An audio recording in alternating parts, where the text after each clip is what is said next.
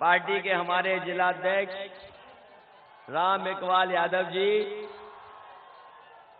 हमारे आपके मंच पर बैठे हुए तमाम समाजवादी साथी राम प्रवेश यादव जी, विजय रावत, राम सुंदर दास एमएलसी जी, राम अवध जी, अनुग्रह नारायण जी, मुक्तिनाथ जी, रमाशंकर राजभर जी, कनकलता सिंह जी, ब्रजेश यादव जी, मनीष सिंह, दीनानाथ चौधरी जी, बाबूलाल यादव जी, बाकेलाल जी, सुभाष चंद्र श्रीवास्तव जी, मनोज यादव, संगम, रामानंद, कालीचरण यादव, प्रदीप यादव, धर्मवीर गुप्ता, चंद्रभूषण सिंह यादव, गेंदालाल जी, कमला यादव जी और हमारे सोलंकी से लेकर के तमाम हमारे समाजवादी साथी जो उस मंच पे दिखाई दे रहे हैं, साथ ही साथ सभी हमारे सम्मानित नेता बड़ी संख्या में यहां पर उपस्थित, हमारे सभी बुजुर्ग, माताएं बहनें, किसान भाई, नौजवान साथी, पत्रकार बंधुओं, मैं सबसे पहले इस चुनावी जनसभा में उपस्थित आप सबका धन्यवाद और आभार प्रकट करता हूं कि इस चुनावी जनसभा को आपने सफल बनाने का काम किया। मैं आप सबसे निवेदन करने आया हूं और अपील करने आया हूं, साथ ही मैं आप सबसे मदद मांगने आया हूं कि समाजवादी पार्टी के प्रत्याशी जेपी जायसवाल जी को एक एक वोट दे करके इन्हें विधानसभा में पहुंचा करके एक बार फिर समाजवादी सरकार बनवा देना। हालांकि चुनाव आज 5वें चरण का वोट पड़ रहा है और लगातार जनता के बीच में अपनी बात रखने का मुझे मौका मिला है पहले चरण से, और लगातार हम जनता से निवेदन करते आए हैं। ये लोकतंत्र का और देश का, उत्तर प्रदेश का सबसे बड़ा चुनाव होने जा रहा है। ये न केवल उत्तर प्रदेश किनके हाथ में हो, वहीं आने वाले समय में देश की राजनीति किस दिशा में जाएगी उसका भी यही चुनाव है। हालांकि आप एक बटन दबाते हैं, उससे फैसला सरकार का, प्रत्याशी का तो होता ही है, वहीं आपका भविष्य किसके हाथ में जा रहा है उसका भी फैसला एक बटन दबाने से हो जाता है। मैं जो देख रहा हूं, जो जोश और उत्साह दिखाई दे रहा है, अब देवरिया के लोग इंतजार नहीं करना चाहते वोट डालने का, और हम जानते हैं कल आदरणीय लालू प्रसाद यादव जी भी कई विधानसभाओं में गए थे। ये हमारे तमाम नेता साथी रहे होंगे। तो अब तो बताओ, 6वें चरण का चुनाव है और वो भी अपने लोगों के बीच चुनाव है, बताओ मदद हो रही है कि नहीं हो रही है? और फिर जब सरकार बनानी हो, अब तो सीटों की भी संख्या ज्यादा नहीं बची, हम नहीं जानते कि क्या किया जाता है आखिरी में। हम तो एक ही बात मानते हैं कि जिन चरणों में आखिरी चुनाव होता है, जिसकी सरकार बनने जा रही होती है, वोट पूरा उसको मिल जाता है। तो अब तो हम सबका वोट मांगने आए हैं, सभी साथियों का। और मैं तो कई मौकों पर कहा, और मैंने प्रधानमंत्री से भी कहा, ये बीजेपी के लोग बड़े कमाल के लोग हैं, इनसे बहुत सावधान रहना, ये बहुत सावधान रहना, इनसे सावधान रहने की जरूरत है। और इसलिए सावधान रहने की जरूरत है कि इन्होंने नोटबंदी का नारा दिया था, अच्छे दिन की बात कही थी, बताओ कहां पर ये खड़े हैं आज। जिन्होंने अच्छे दिन की बात कही, नोटबंदी के बहाने हमें और आपको सबको लाइन में खड़ा कर दिया।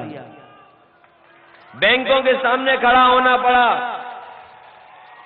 बैंकों के सामने जाकर के पैसा निकालने के लिए घंटों दिनों इंतजार करना पड़ा।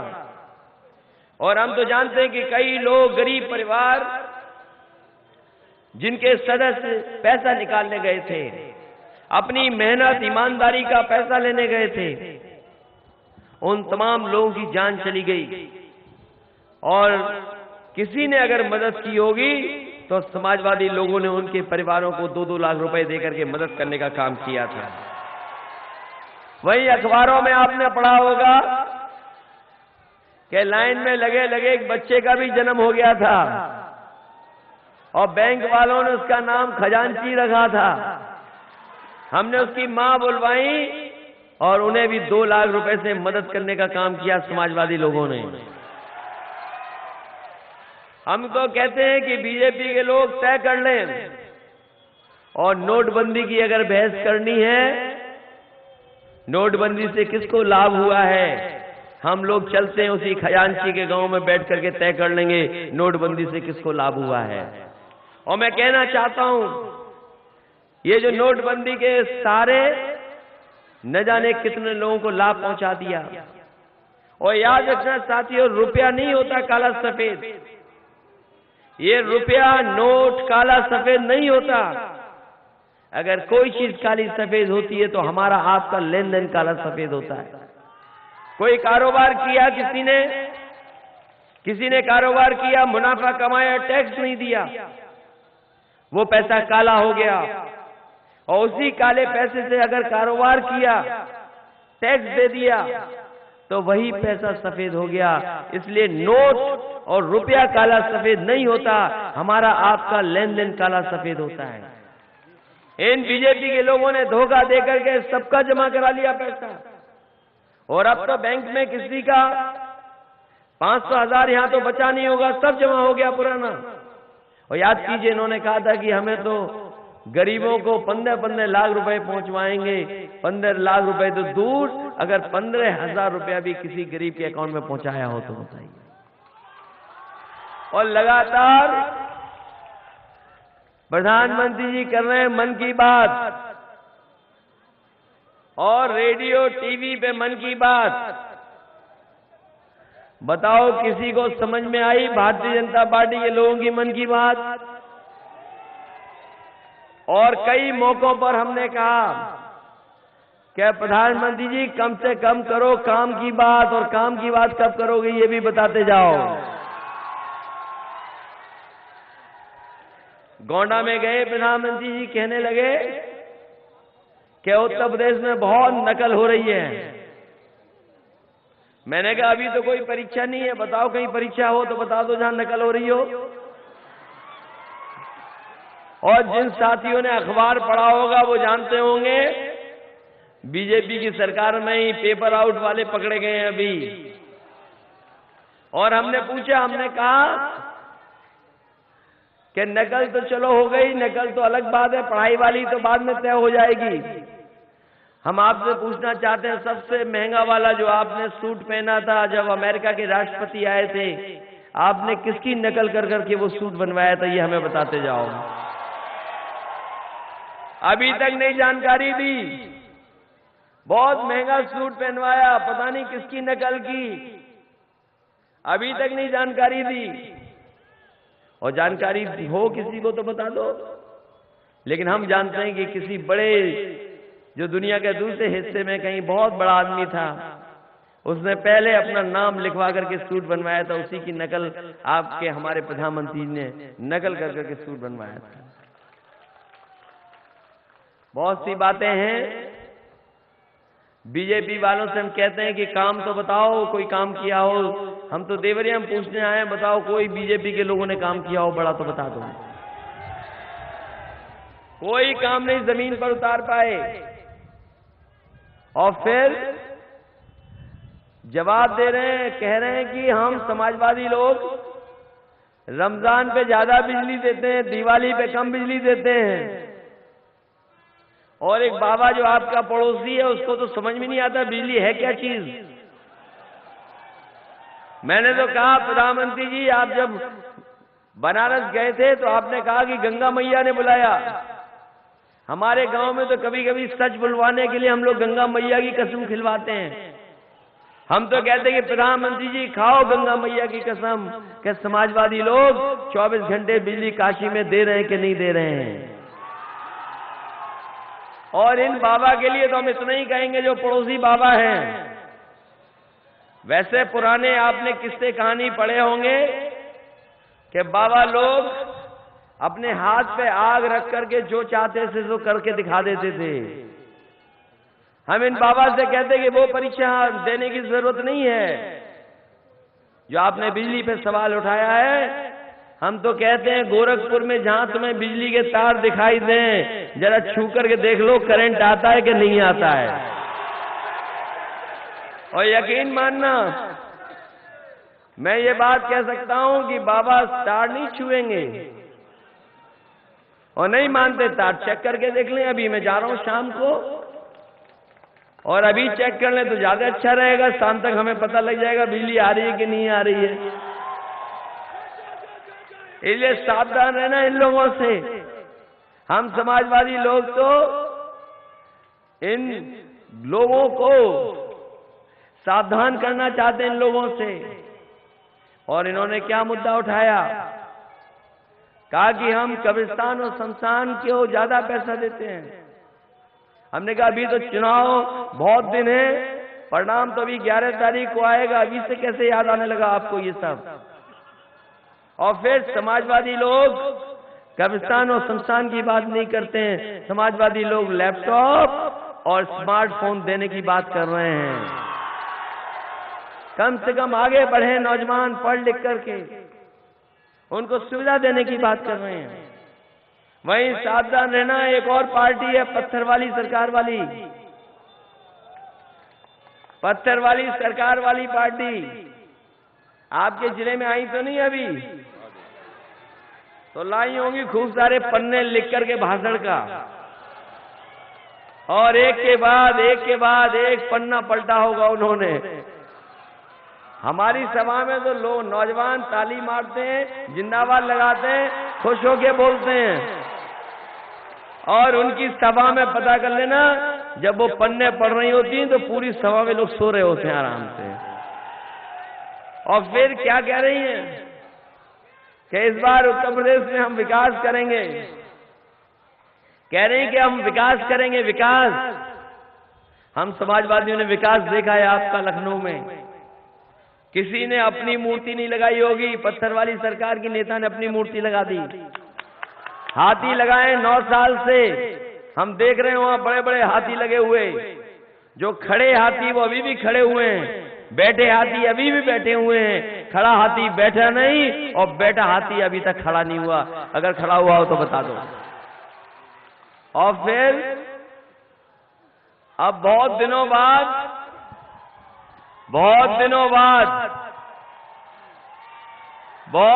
बाद ये कहने लगी है सरकार, पत्थर वाली सरकार की नेता कह रही हैं कि अब हमें बुआ मत कहो। और याद कीजिए, बीजेपी एक नेता ने जब कुछ मामला कर दिया था, कह दिया था, तो इन्हीं बुआ ने प्रेस कॉन्फ्रेंस करके कहा था कि अगर ये मुख्यमंत्री हमें बुआ मानते हैं तो कार्रवाई करके दिखाओ। हमने कार्रवाई कर दी। जो बीजेपी के नेता ने गलत टिप्पणी की थी उसको बिहार से हम लोगों ने गिरफ्तार करके जेल भेज दिया था। अब कह रहे हैं कि हमें बुआ न कहो, लेकिन हम बुआ से सावधान करने आए हैं आपको। ये हमारी बुआ कभी भी रक्षाबंधन मना सकती हैं बीजेपी के साथ, इसलिए बहुत सावधान रहना उनसे भी। केवल समाजवादी लोग सरकार न बना लें, इसलिए सब गणित मिलकर के कर रहे हैं बीजेपी और बीएसपी के लोग। आप पता कर लो, ये गणित की तरह इन्होंने हिसाब किताब बनाया है दोनों ने मिलकर के कि कैसे भी समाजवादियों की सरकार न बने। लेकिन हमें भरोसा आप पर है, आप हमारी मदद करोगे, एक बार फिर उत्तर प्रदेश में समाजवादियों की सरकार बनेगी। और फिर ये बीजेपी के लोग कहने लगते हैं कि ये दो कुनवों का गठबंधन है, कांग्रेस और समाजवादी लोगों का, कि एक दिल्ली वाला कुनवा और एक लखनऊ वाला कुनवा, इनका है गठबंधन। हमने कहा ये दो कुनवों का गठबंधन नहीं, ये दो युवा नेताओं का गठबंधन है, जो उत्तर प्रदेश को आगे ले जाने के लिए और देश की सांप्रदायिक ताकतों से बचाने के लिए गठबंधन किया है। और गठबंधन है कांग्रेस से। कभी कभी आरोप लग जाता है ज्यादा सीटें दे दी हमने कहा कि दोस्ती तब मजबूत होती है जब बड़े दिल से की जाए। कम से कम समाजवादी लोगों ने ज्यादा सीटें देकर के बड़े दिल से उनसे मजबूत दोस्ती की है। और सोचो कभी किसी कंजूस से दोस्ती हो गई तो बहुत ज्यादा दिन चलने वाली नहीं है कंजूस से दोस्ती। और फिर तो हम समाजवादी लोग हैं, साइकिल चलाना जानते हैं, पैडल मारना जानते हैं, और कभी कभी जोश उत्साह में होते हैं तो हैंडल छोड़ के भी साइकिल चला लेते हैं। और इस बार तो कांग्रेस पार्टी का भी हाथ हैंडल पे लग गया है, तो साइकिल की रफ्तार क्या होगी ये बताइए आप। इसलिए इस चुनाव में हम आपसे सहयोग मांगने आए हैं।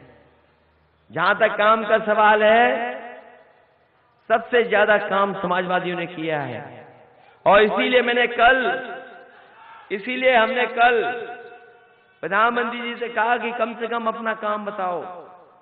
और शायद आज आ रहे हैं गोरखपुर में, कुछ न कुछ काम बताएंगे कि हाँ उन्होंने जमीन पर क्या काम पहुंचाया है। ये जो गोरखपुर का एम्स बना है, हमने 200 एकड़ जमीन दी थी एक दूसरे हिस्से में, लेकिन बीजेपी के लोग या कुछ लोगों ने कानूनी अड़चन लगा दी उसमें और वो जमीन नहीं देने दी। कोर्ट तक मामला चला गया, सरकार कोर्ट में भी गई। तभी जानकारी हुई कि प्रधानमंत्री जी शिलान्यास करना चाहते हैं एम्स का। और मैं जानता था कि वो इसलिए जानबूझ के कर रहे हैं कि समाजवादी लोगों पे आरोप लग जाता कि उन्होंने सरकार में जमीन नहीं दी। हमने अपनी सबसे कीमती जमीन एयरपोर्ट के बगल में जो है जीडीए की, वो जमीन दे करके हमने एम्स के लिए पूरा का पूरा बिना पैसे की जमीन दे दी। लेकिन हम जानना चाहते हैं, जमीन दे दी कई 100 करोड़ की। जो लोग जमीन की काम करते होंगे वो जानते होंगे क्या कीमत है बाजार में। हमने 100 एकड़ की जमीन इसलिए दे दी क्योंकि पूर्वांचल को जरूरत है, एम्स आना चाहिए। हमने कोई राजनीति नहीं देखी उसमें।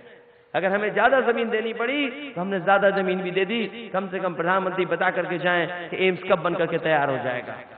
और हम तो ऐसे समाजवादी लोग हैं कि बड़े बड़े काम बता दो तो कम दिनों में करके दिखा देते हैं। मुझे याद है कि जब मैं आगरा लखनऊ एक्सप्रेस वे जो शिलान्यास करा था, उस समय नेताजी आए, बोले कि इस सड़क को 24 महीने में बना करके दिखा दो।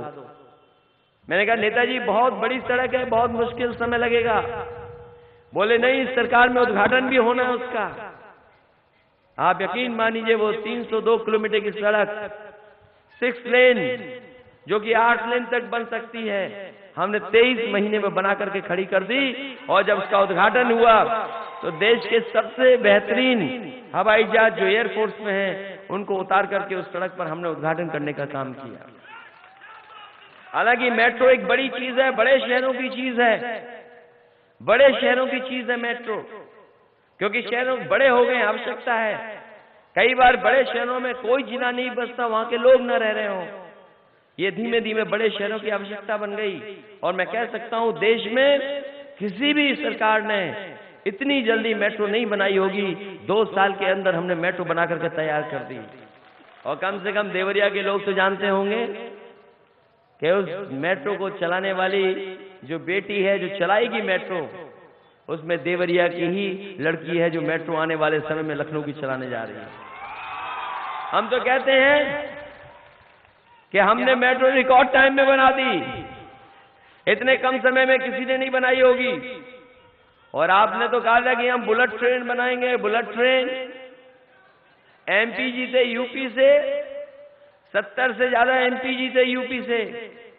हम तो कहते हैं यूपी में कब बुलेट ट्रेन आएगी ये भी बता दो आप। और अभी 3 साल में अगर नहीं बना पाए हो तो 2 साल में बननी नहीं है। और अगली बार आपको मौका नहीं मिलेगा बनाने के लिए, इसे कम से कम शुरुआत जल्दी कर दो।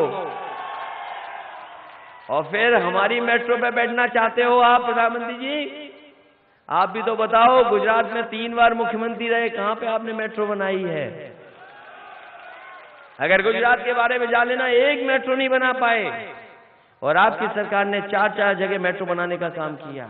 और मेट्रो इसलिए भी बना रहे हैं कि तमाम इंजीनियरों को नौकरी मिलेगी, तमाम रोजगार के अवसर मिलेंगे, तमाम कारोबार करने का तरीका बदल जाएगा। इसलिए हमने उस काम को आगे बढ़ाया है जिससे नौजवानों को भी यहाँ नौकरी और रोजगार का मिलने का इंतजाम हो जाए। ये व्यवस्था बना रहे हैं। और फिर सुना है कि उन्हें ब्लड प्रेशर नपाना है। हम तो कहते हैं किसी बड़े अस्पताल में क्यों, आप जिससे कहोगे उस डॉक्टर से हम आपका ब्लड प्रेशर नपा देंगे। और अभी तो 11 तारीख का रिजल्ट आने दो, न जाने कितने बीजेपी के नेताओं के ब्लड प्रेशर नापने पड़ेंगे हमें और आपको मिलकर के। इसलिए काम समाजवादी कर रहे हैं और यही काम लोगों के जीवन में बदलाव लाता है, जीवन स्तर को बेहतर करता है। ये सड़क आपकी गोरखपुर से देवरिया समाजवादी लोग बना रहे, 4 लेन बहुत जल्दी जुड़ के जाएगा ये शहर भी, और आने वाले समय में आगे भी जुड़ता हुआ जा रहा है। आपका देवरिया से सलीमपुर भी काम मैं समझता हूं शुरू हो गया होगा। जो सलीमपुर वाले लोग मांगते थे बहुत दूर, कम से कम एक 4 लेन सड़क उधर भी मिल गई। बिजली का भी काम हुआ है और 22 और 24 घंटे शहर में तो कम से कम हम लोग बिजली दे रहे हैं और गांव में 14, 16, 18 घंटे पहुंचा रहे हैं। और आने वाले समय में शहर को और गांव को 24 घंटे बिजली का इंतजाम समाजवादी लोग करेंगे। ये सही है कि गांव की राजनीति 2 चीजों से चलती है, एक राशन और दूसरा हमारा पेंशन बनी कि नहीं बनी। आने वाले समय में कोई इंतजाम करना पड़े, सुविधा करनी देनी हो या तकनीक का सहारा लेना पड़े, हम निश्चित करेंगे समाजवादी लोग कि गरीब को पूरा का पूरा राशन उपलब्ध हो जाए, मिल जाए और उसका इंतजाम उन तक पहुंचाने का काम करेंगे। वहीं दूसरी तरफ पेंशन बन गई, पेंशन कट गई, उसी पे पूरा चलता है राजनीति गांव की। हमने बहुतों को पेंशन दी, समाजवादी पेंशन से जोड़ा है। आने वाले समय में एक भी गरीब परिवार नहीं छूटेगा जिसको समाजवादी पेंशन से न जोड़ दिया जाए। और अभी तो विकलांग पेंशन, विधवा पेंशन अलग तरीके से मिलती है, समाजवादी पेंशन 500 मिलती है। हमने तय किया है तमाम गरीब जो छूट गए हैं उनको शामिल कर करके एक भी गरीब परिवार की माँ या बेटी नहीं छूटेगी जिसको हम समाजवादी पेंशन न दे दें। और आने वाले समय में 1000 रुपया हर महीने पेंशन देने का काम समाजवादी लोग करेंगे। जहां स्कूलों की व्यवस्था ठीक करने के लिए शिक्षा मित्रों को भी बड़े पैमाने समायोजित किया है, 1,60,000 के लगभग समायोजित कर दिया। स्कूलों में बैग देना, ड्रेस देना, बर्तन देने का काम शुरू हुआ है। हफ्ते में 1 दिन दूध, हफ्ते में 1 दिन फल।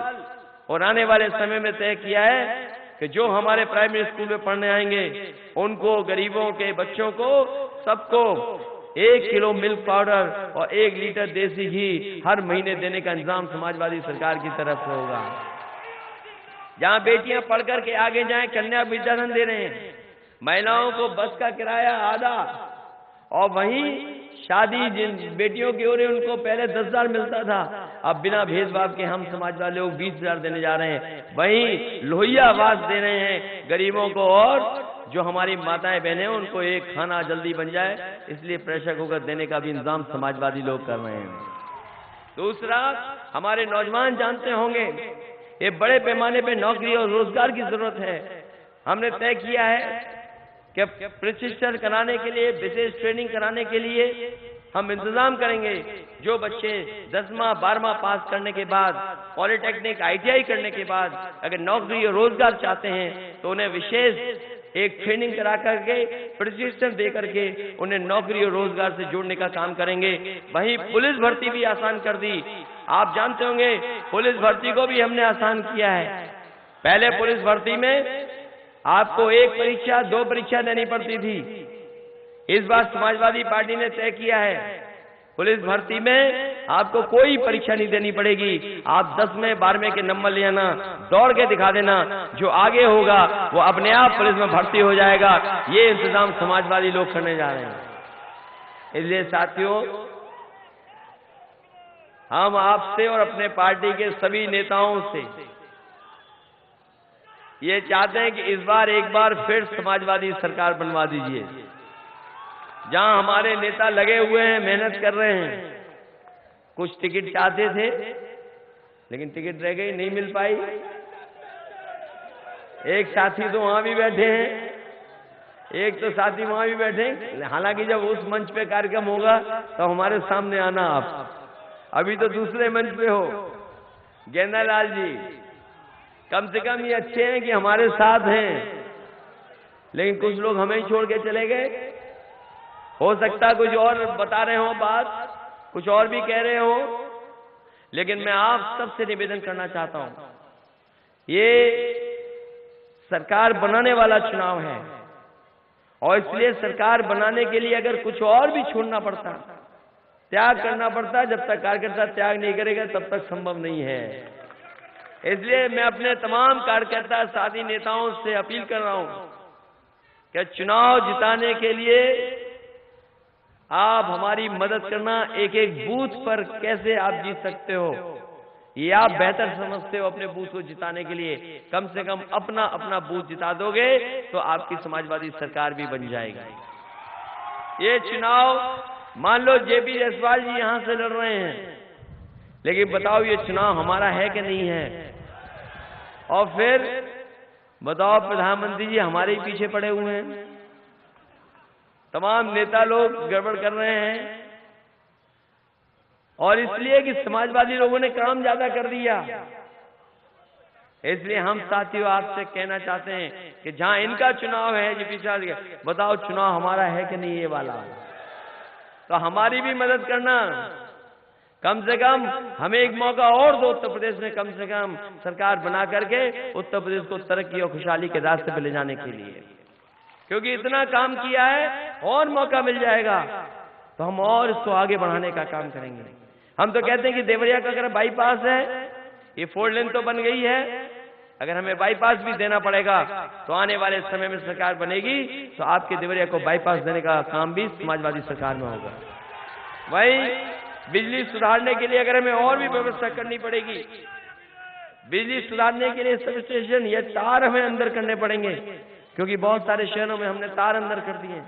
आजमगढ़ है, मऊ है, गाजीपुर है, बनारस में शायद उधर भी कई जगह हमने तार अंदर इसलिए कर दी कम से कम बिजली मिले शहर में, और वहीं हमारे गांव में भी ज्यादा मिल जाए बिजली, इसलिए बिजली का इंतजाम किया है। अगर वो भी सुविधा देनी पड़ेगी तो आने वाले समय में हम देने का काम करेंगे।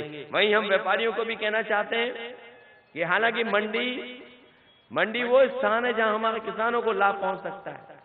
आने वाले समय में हालांकि कुछ जगह हमने मंडियों को कंप्यूटराइज भी किया है, और जिससे किसानों को सुविधा मिले और व्यापारियों को भी सुविधा मिले, तो आने वाले समय में अगर हमें मंडियों को बेहतर करना पड़ेगा तो मंडियों को बेहतर कर करके कम से कम किसानों को सुविधा देना और अपने व्यापारियों की भी मदद करने का काम समाजवादी लोग करेंगे। वहीं आपका एंट्री टैक्स वाला मामला है, हालांकि बहुत सी जगह हमने एंट्री टैक्स खत्म किया है। पहले मंडी दूध पे भी लगती थी, जो दूध का कारोबार करते थे, जो बड़े प्लांट लगाए हैं अमूल और ये लोगों ने मदर डेयरी, उन पे भी मंडी शुल्क लगता था, हमने उनका माफ किया है। आपके कई एथेनॉल वाले जो लोग हैं, मेंथा जो पैदा करते थे, उनका भी कर खत्म कर दिया। आने वाले समय में आपका जो मंडी से मामला है, दाल और तमाम चीजों का, सरकार बनेगी तो आपकी मदद करने का काम समाजवादी लोग करेंगे, जिससे व्यापारियों को सुविधा मिल सके। हम तो कहते हैं कि व्यापार तभी बढ़ता है जब व्यापारी व्यापार करता है। जमा पैसे से कारोबार नहीं अच्छा होता, जितना ज्यादा खर्च होगा तो कारोबार उतना ही ज्यादा बढ़ता है। इसलिए व्यापारियों का साथ आना ये समाजवादी पार्टी के लिए उपलब्धि भी है, और हम चाहते हैं कि ज्यादा से ज्यादा जब व्यापारी पार्टी के साथ आएंगे तो हमारी पार्टी आगे बढ़ती हुई दिखाई देगी। इस मौके पर हम जेपी जायसवाल जी के लिए आपसे सहयोग मांगने आए हैं, मदद मांगने आए हैं। बताओ देवरिया वालों, जिताओगे कि नहीं जिताओगे बताओ, और कम से कम देवरिया से लगे कि हाँ समाजवादी पार्टी की साइकिल चली है और तेज चली है, कम से कम लगे कि हाँ सब सीटों पर जीत करके जा रही है। जब पहले दूसरे तीसरे चौथे चरण के लोगों ने हमें जिता दिया, 5 में भी वोट पड़ रहा है, देख लीजिएगा कल क्या शाम तक क्या पता लगता है। तो 6वें में आपको मौका मिलने जा रहा है, इसलिए हमारी मदद करना। सहयोग करना, जिससे कि हम उत्तर प्रदेश को और खुशहाली के रास्ते पर ले जाएं और जेपी जायसवाल जी को एक बार जिता करके विधानसभा में पहुंचाइए। कम से कम समाजवादियों की दोबारा सरकार बन जाए। ऐसा कभी नहीं हुआ कि सरकार रिपीट हुई हो। ये तो आप जानते होंगे बहुत दिनों बाद कोई सरकार रिपीट होने जा रही है। कभी सरकार दोबारा नहीं बनी किसी की, और ये मौका है बनाने का। कम से कम एक एक वोट समाजवादी पार्टी के पक्ष में पहुंच जाए, और वहीं अपने बूथ के हम तमाम लोगों से कहेंगे कि अगर बूथ जिता दोगे तो पार्टी की बड़ी मदद हो जाएगी, क्योंकि असली लड़ाई तो बूथ पे होनी है। और हम जानते हैं तमाम हमारे साथी जो हमें दिखाई दे रहे हैं वो बूथ वाले साथी हैं, वो जानते हैं अपने बूथ को कैसे जिताना होता है। इसलिए बूथ पर एक एक वोट समाजवादियों के पक्ष में डाल देना, जिससे सरकार समाजवादी पार्टी की बन जाए। इन्हीं शब्दों के साथ आप सबका बहुत बहुत धन्यवाद और आभार प्रकट करता हूं। साथ ही साथ देवरिया में रिंग रोड के बनाने का काम होगा। वहीं पटरी व्यवसायी और छोटे दुकानदारों का जो कई बार अतिक्रमण और तमाम चीजों से नुकसान किया जाता, वो नहीं होने देगा, उसके लिए भी व्यवस्था करेंगे। साथ ही साथ हमारा घोषणा पत्र पढ़ लीजिए। हमारे व्यापारी और जो यहाँ बाजार लगते हैं वो जानते होंगे, हमने लिखा है कि व्यवस्था दे करके व्यवस्थित इन व्यापारियों को, इन कारोबार करने वालों को हम बाजार बना करके, अगर हमें सस्ती में भी दुकान देनी पड़ी हम देने का काम करेंगे, जिससे इनके साथ अन्याय और कभी भी इनको व्यापार न रोकने का काम हो। इसलिए आप सबसे हम उम्मीद करते हैं कि समाजवादी साइकिल की मदद कर देंगे। एक एक वोट जेपी जायसवाल जी को दे दोगे, जिससे जेपी जायसवाल जीत करके जाए। अब चीनी मिल वाला बाद में रखना। आजमगढ़ में तो लगा दिया, मेरठ में भी शुरू करा दी। हम तो कहेंगे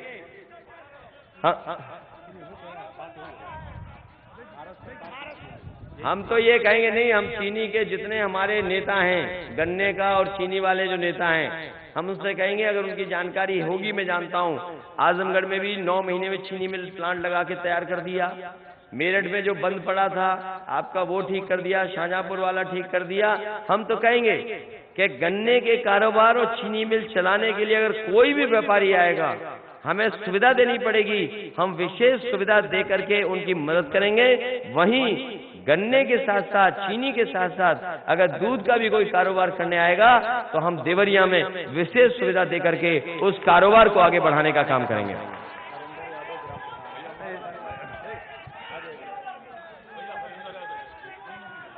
एक गाना है, हेलो, अखिलेश यादव जिंदाबाद।